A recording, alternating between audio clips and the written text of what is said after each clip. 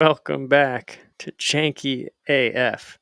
Uh, so we're doing a little live streaming here, and I'm hoping that my microphone actually works. I have this great Bob Barker giant microphone, and I have no way of monitoring the audio here because it's very janky. I'm working on that, and I have not, published that I'm going live or anything. So we'll see if anyone shows up here, but I recently crossed a little milestone on Janky AF in that I have, I guess if you count this one, this will be my 100th published video on Janky AF, and we just crossed a new subscriber milestone, which is 340.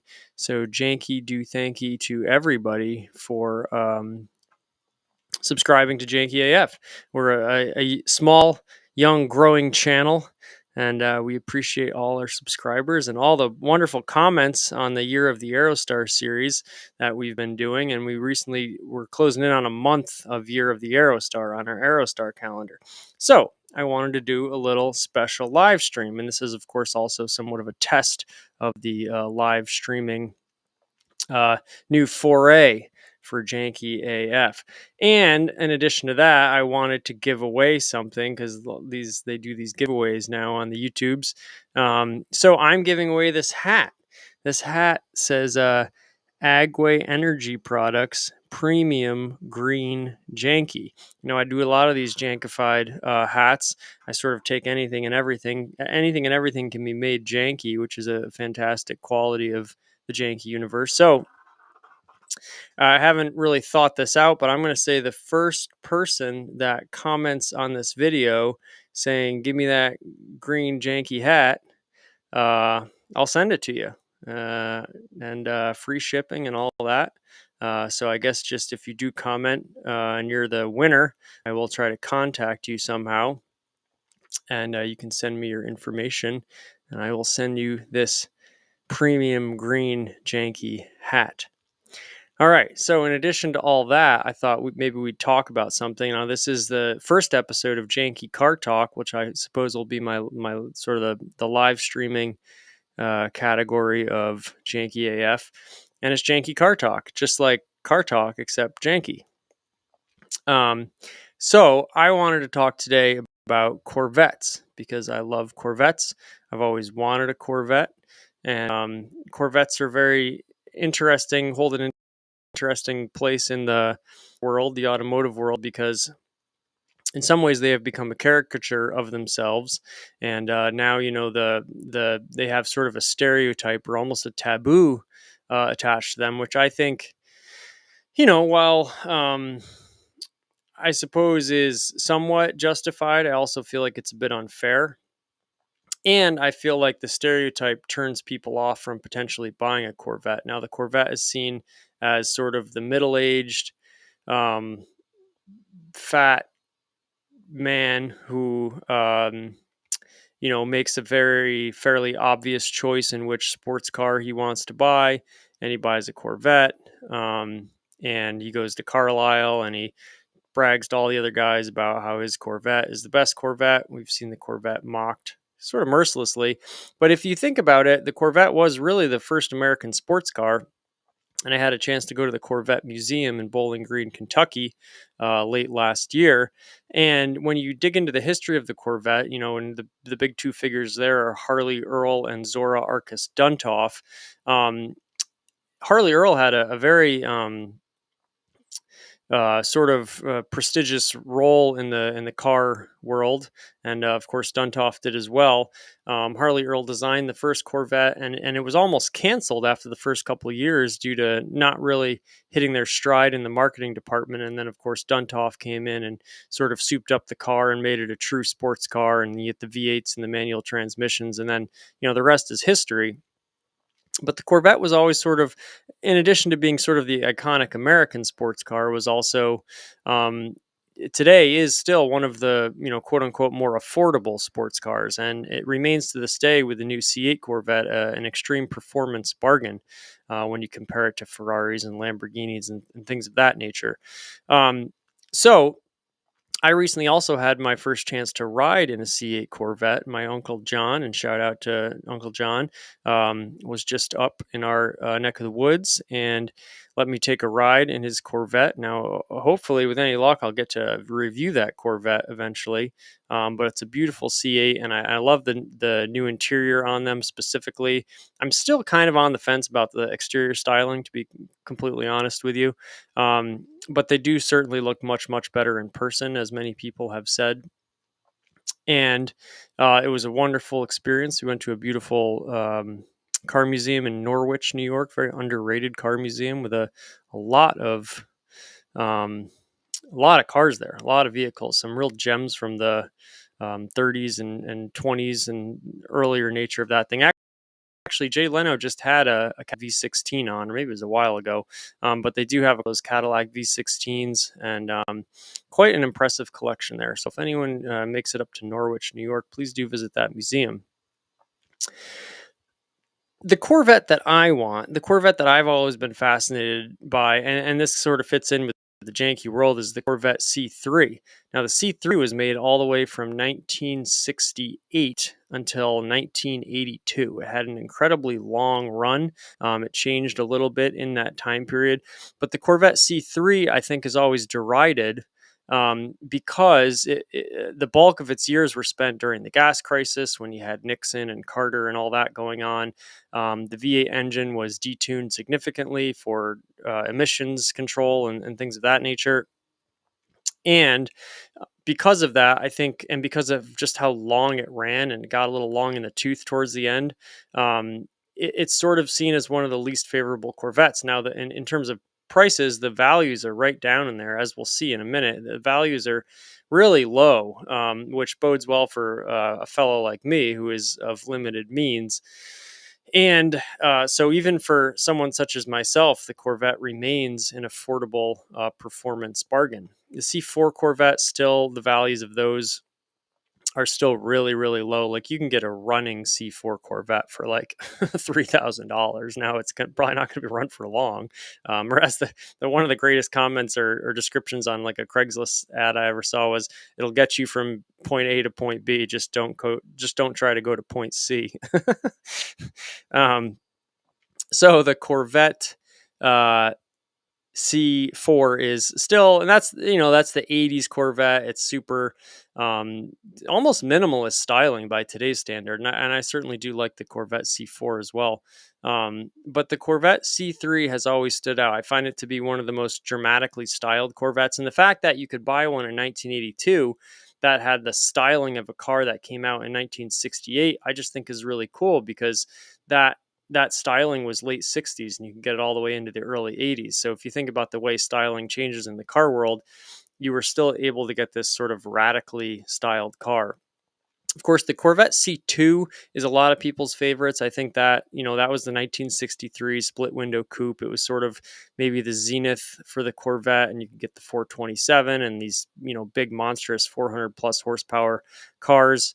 And, the Corvette C1 just changed a lot from 1953 to 1962, I guess it would be, going from your blue flame inline six and automatic transmission. Then you had your single headlights and your double headlights. The taillights changed quite a bit.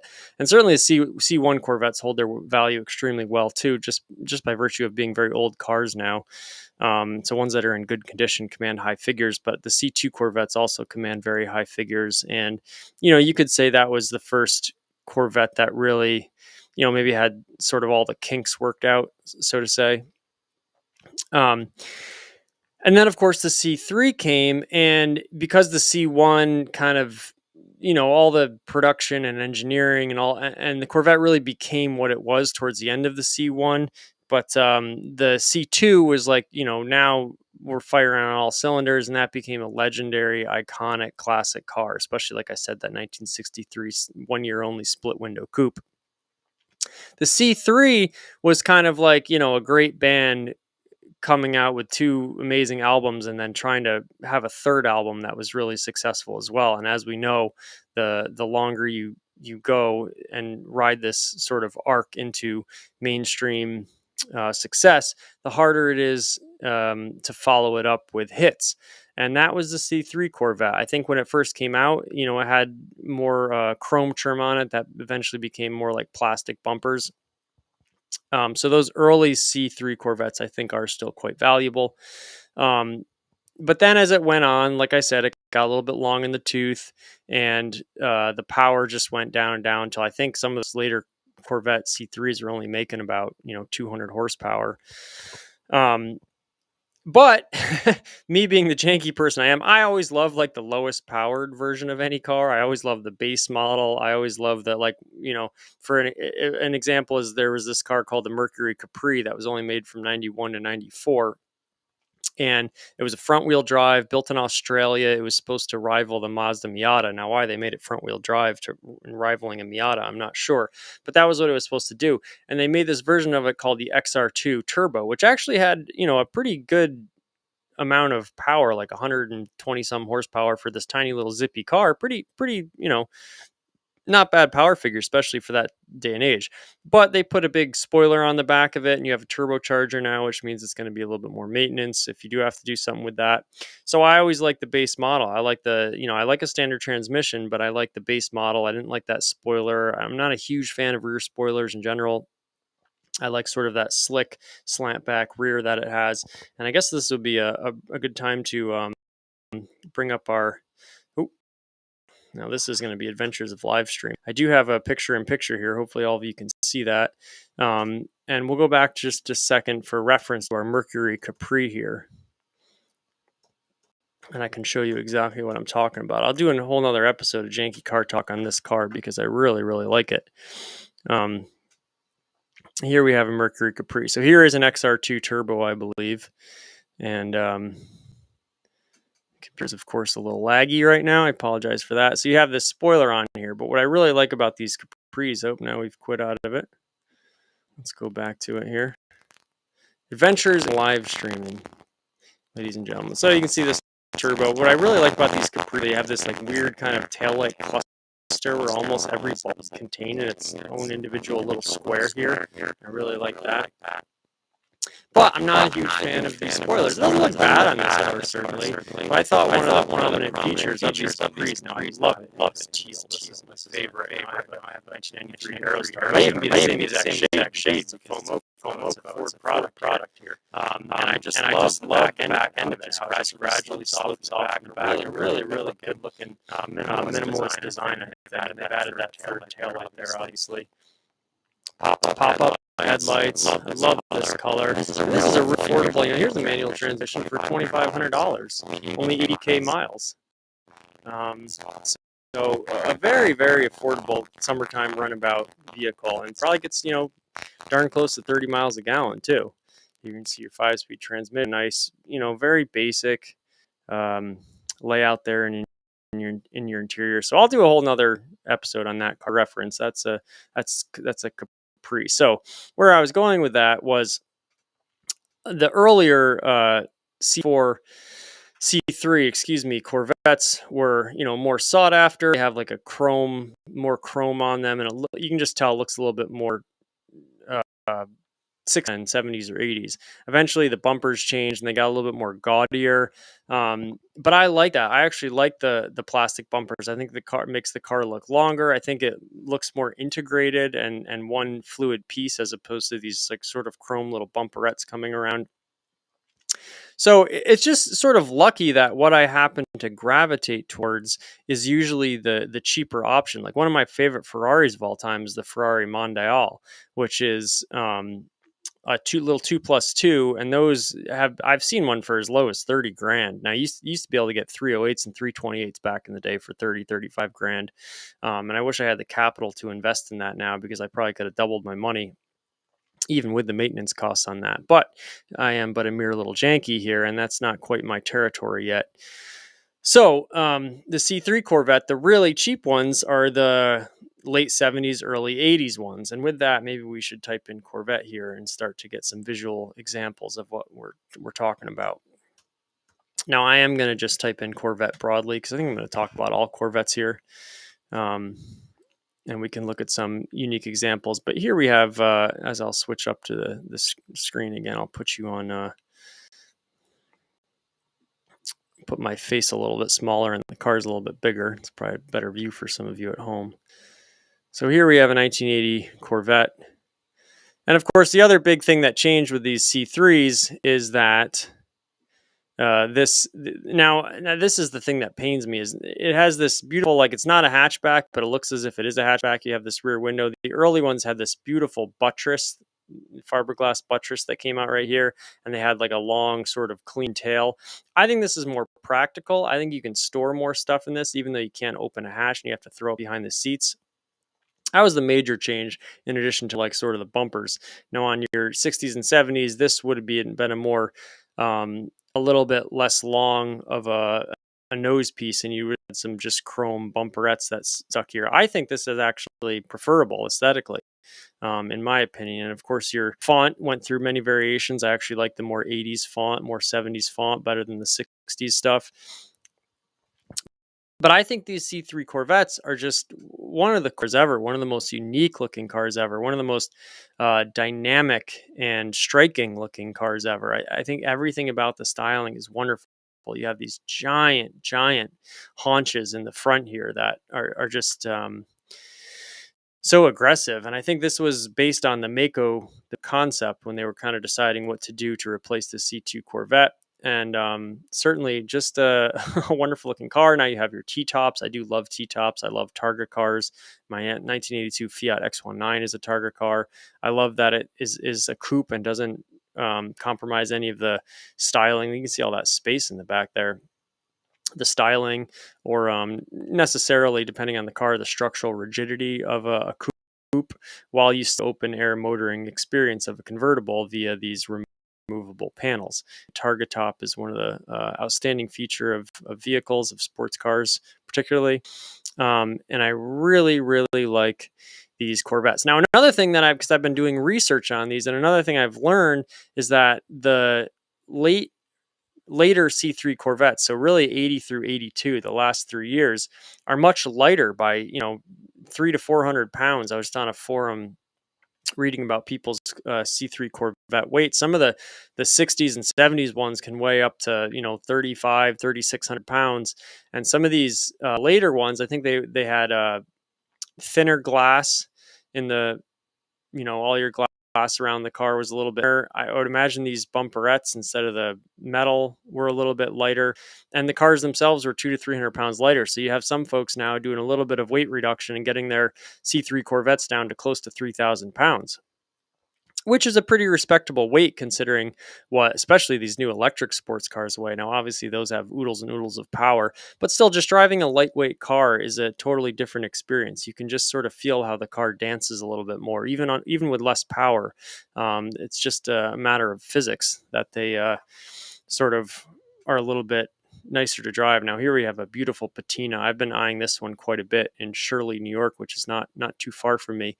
It's a 1980 Corvette, only 75,000 miles, T-top, runs and drives, needs cosmetics. See, this is what I want, something that's mechanically decent but needs cosmetic work, because that's where I apply my janky touch and proudly lower the resale value of the vehicle.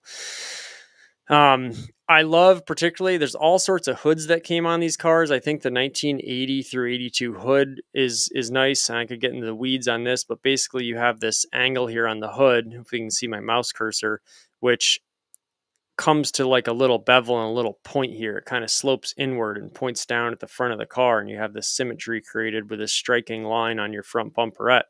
Along with your very kind of cool Corvette logo. The Corvette logo has changed over the years, and I think this is a really good iteration of it. Almost resembles like an eagle's wings or something like that.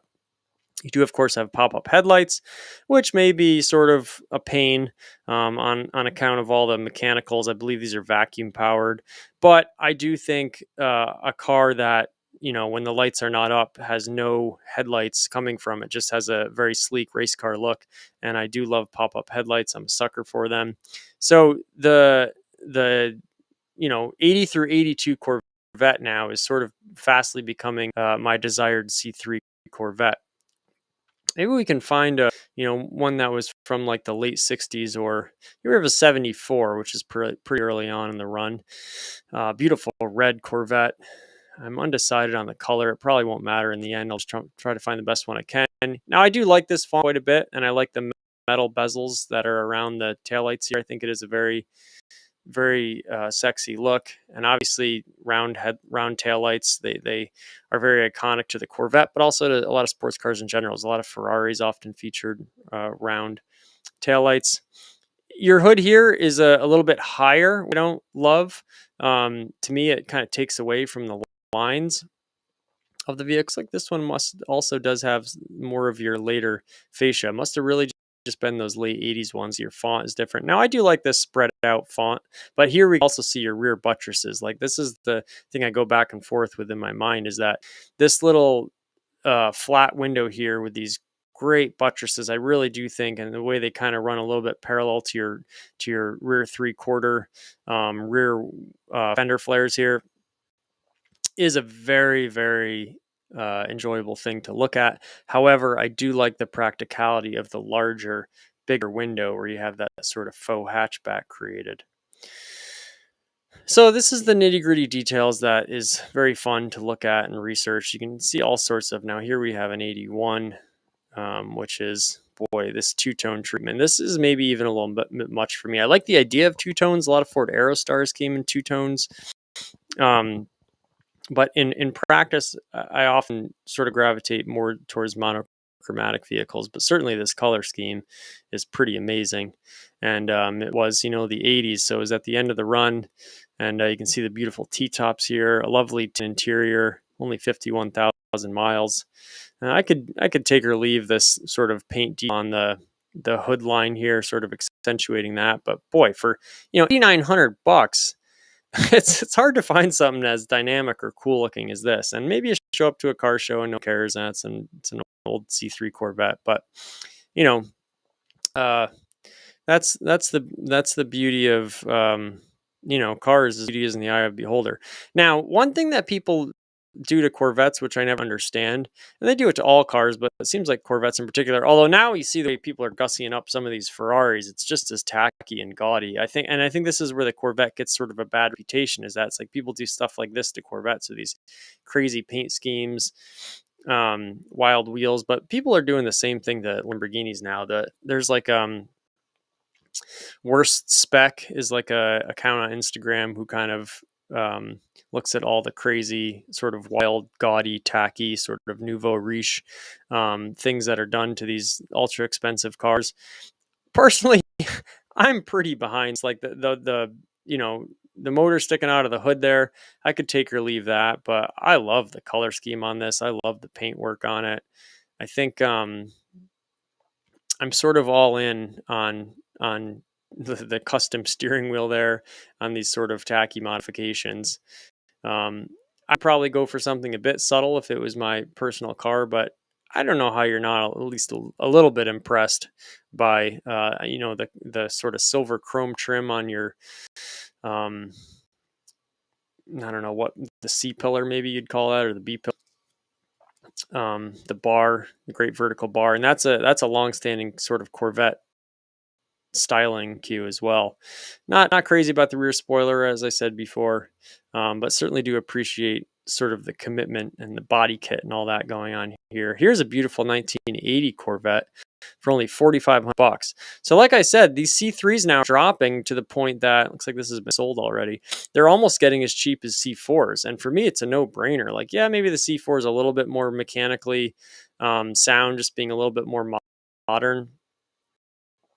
But the styling of the C3 is so incredibly beautiful. Look at that in shade of black. It's, again, so aggressive and unlike really anything else. Like I can't think of a car that this really looks like. It's kind of unmistakably Corvette.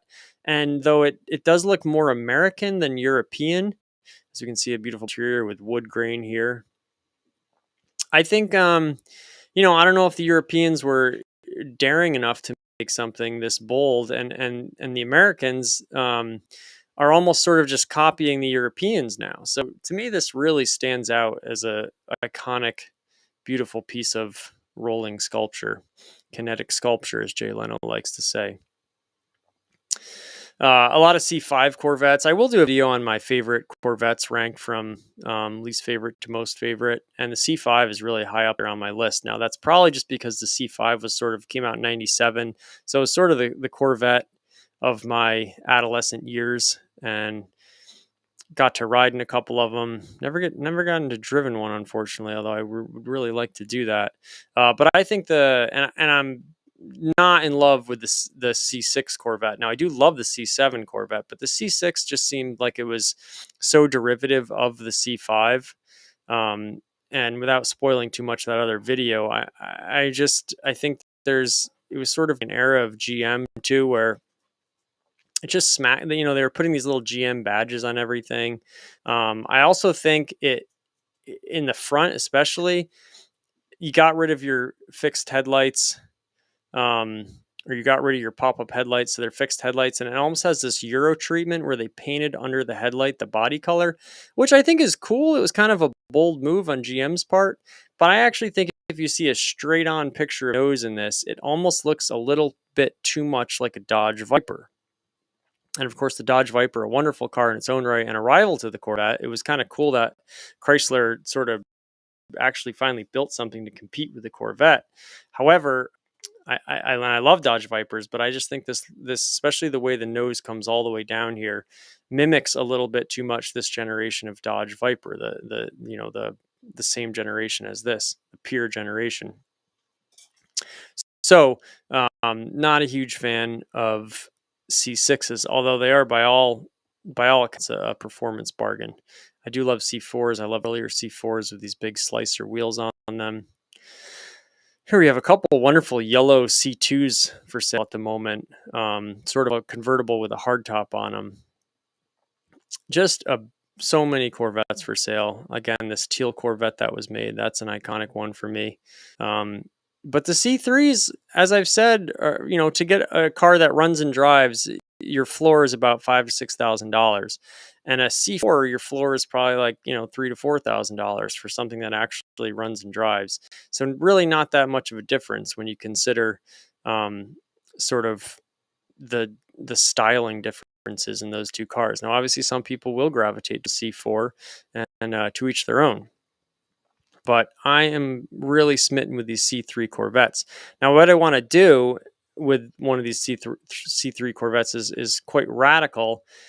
If you've seen some of my other videos, when I was deciding between a Toyota and a Ford Excursion for my work vehicle, I was going to convert the Ford Excursion to run on waste vegetable oil. Any diesel engine, or most diesel engines, some of the modern ones not so much, but most diesel engines can be converted to run on waste vegetable oil. Rudolf Diesel actually designed the engine from the beginning to run on peanut oil.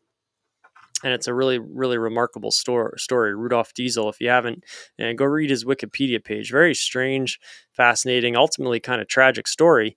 But so I want to convert a C3 Corvette to not only run on diesel, but run on waste vegetable oil. Now, putting a diesel engine in a Corvette actually has been done in a C3 Corvette. Someone put a giant old diesel engine in a C3 Corvette. Let's see if we can look that up real quick for you. So it can be done. Pretty much anything can be done. Obviously, you're putting a lot of money into something that doesn't hold a lot of. There's been a couple of them.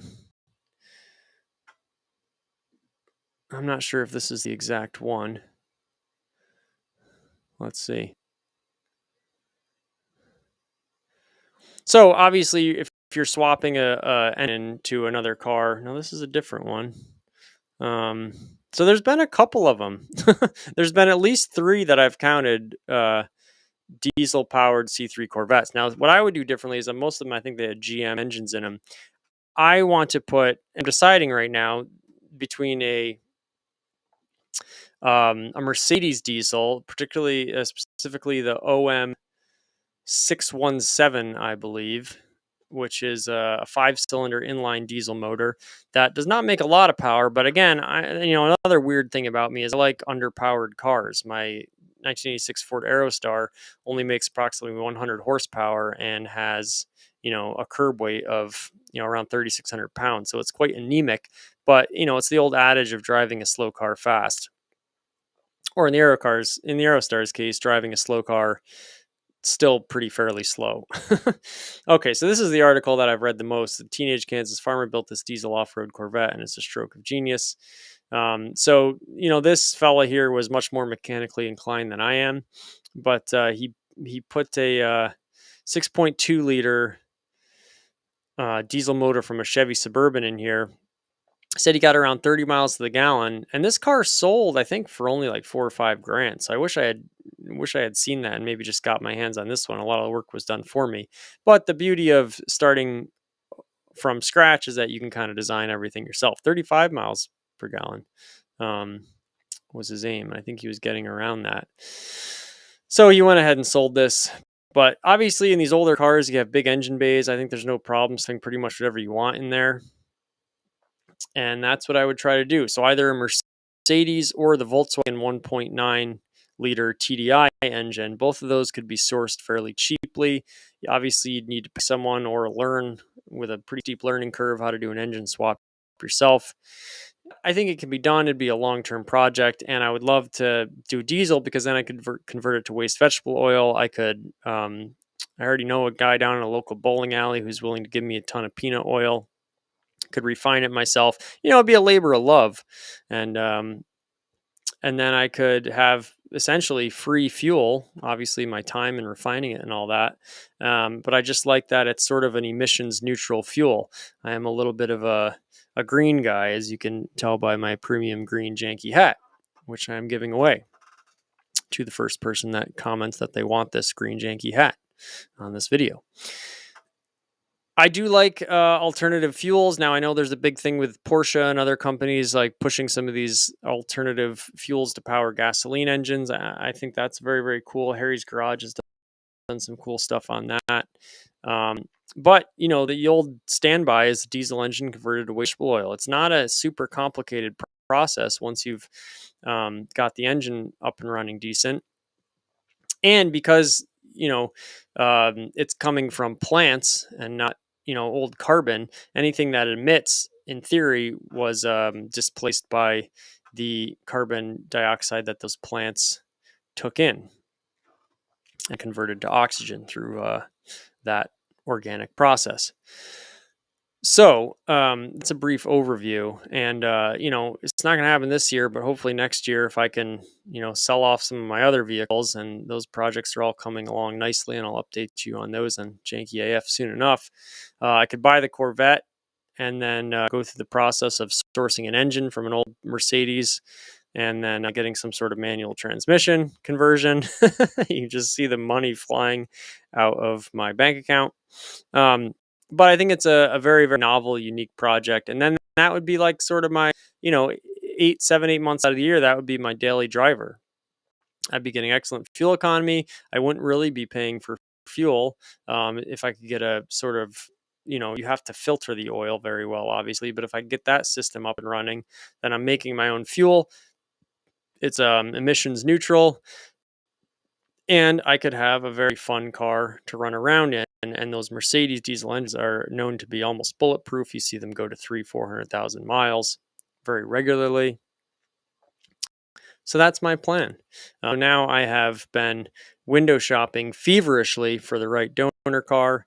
I would like to find something with a manual transmission, and that's kind of the only bad thing about these late 80s or these late C3 Corvettes, 80 through 82. Very few examples of manual transmissions. I think in 1982 they didn't even offer a manual transmission. But if I had an auto Corvette, it'd be a classic-matic, another little feature we do here on Janky F. We talk about cars that everyone wishes were manuals that are not, but I kind of embrace it because they are classic automatics, as I call them.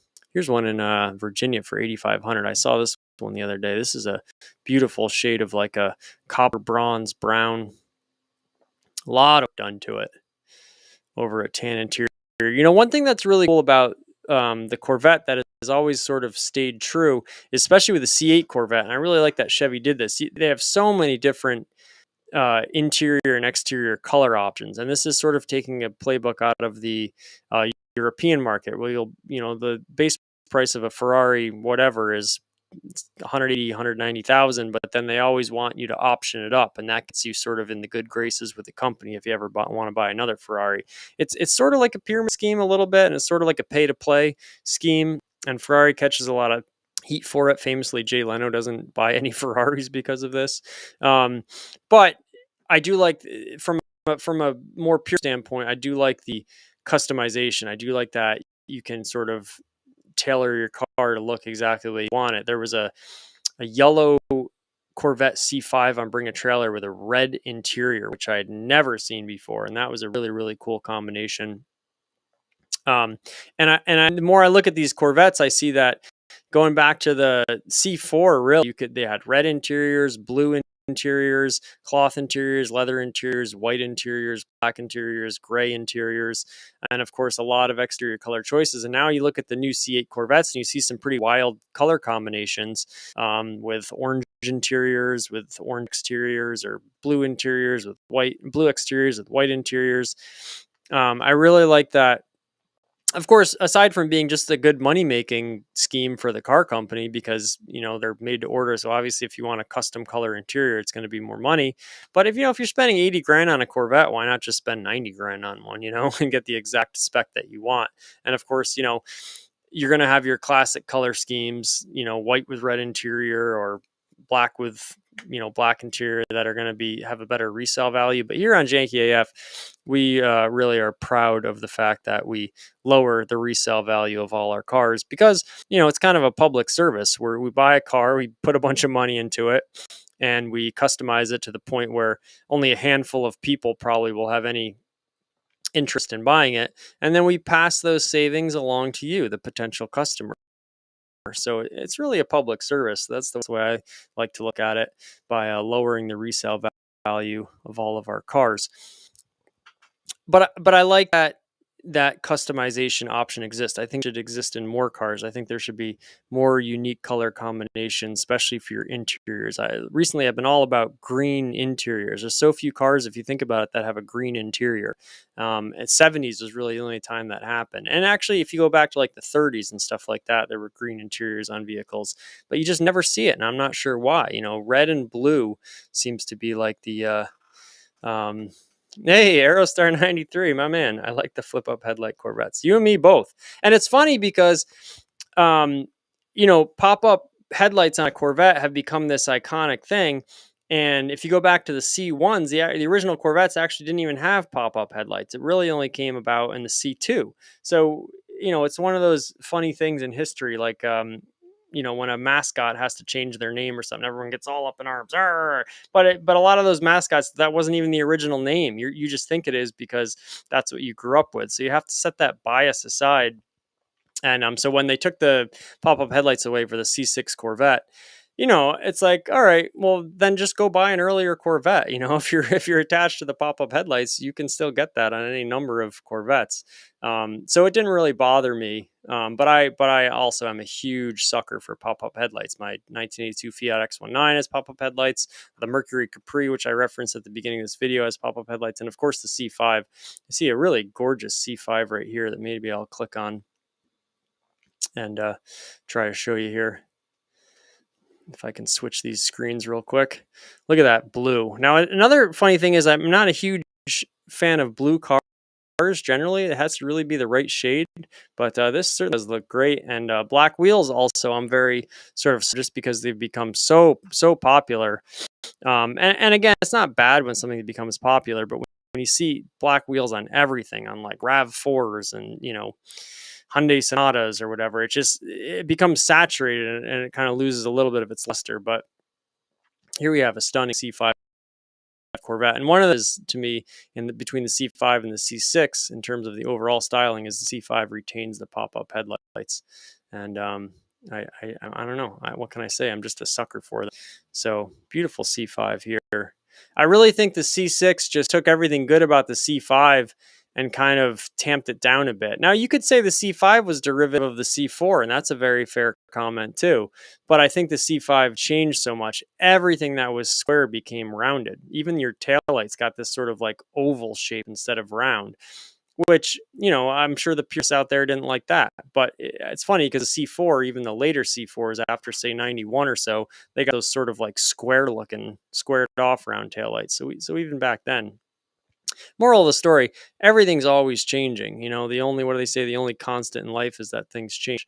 So I don't think you can get too attached to these things. The beauty of it is that we have all these old cars.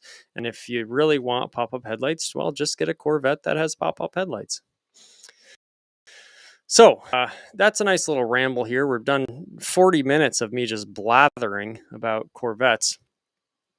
But if you're a Janky F subscriber, and thank you very much if you are, you got a little inside scoop as to what my future plans are vis-a-vis Corvettes. And so that's a little sneak preview for you. We're going to do more of these janky car talks. I'll try to sort of give people more of a heads up next time when it's going to be debuting and all that. But I think I'll maybe try to make it a weekly thing. And it's going to be, basically me just scrolling through the classifieds and looking at stuff I like, janky car talk style. And it's almost going to be sort of like almost like a Twitch thing. But I don't see a lot of people doing that. I don't see a lot of people just window shopping for cars online. You see what after they bought them, but I'm not Tyler Hoover. I can't just buy 50 cars a week. And that's no disrespect to him. I would love to be able to just buy hoopties all day. But, for now, it's going to be more in the realm of window shopping. Things move a little bit slower. But as I talk about these cars, you'll get a little bit of history and you'll get a little bit of, you can weigh in on what you like. And there's a lot of like really obscure cars out there like that Mercury Capri that I feel like are underappreciated and undervalued. So that's sort of the goal of this little platform here. Again, so we're celebrating our 100th video here on Janky AF, and we're celebrating, a new subscriber total, which is 340. Hopefully no one unsubscribes before this video is posted. Always a little bit weary of celebrating a milestone, then having a couple people, go man overboard, but that's all right. And again, I'm giving away my premium green Janky hat here. We do a lot of these jankified hats, which I'll be showcasing more, and starting to get a little into the merch game as a YouTuber. But I'm trying to do everything, the janky way, and I like repurposing. I feel like there's no point in making brand new t-shirts, even if you can sell them for more money, because there's all that embedded energy cost of producing. And who needs go to a Salvation Army? There's literally thousands of t-shirts just sitting on the hangers there for $3 and $4. So I don't really see any need to create any more t-shirts in the world. However, I do like taking old stuff and repurposing it. So that's what these jankified hats are about. And again, first person to comment saying that they want my green janky hat, I will send it to you. So if you see this, maybe you'll be the one to get it. All right. Thank you so much, Aerostar 93. Boy, you're the greatest. You always comment on my Aerostar videos, and I do appreciate that. So that's going to do it for this Janky AF live stream. First episode of Janky Car Talk. Many great things to come on Janky AF. And of course, as always, until next time, Janky do thanky.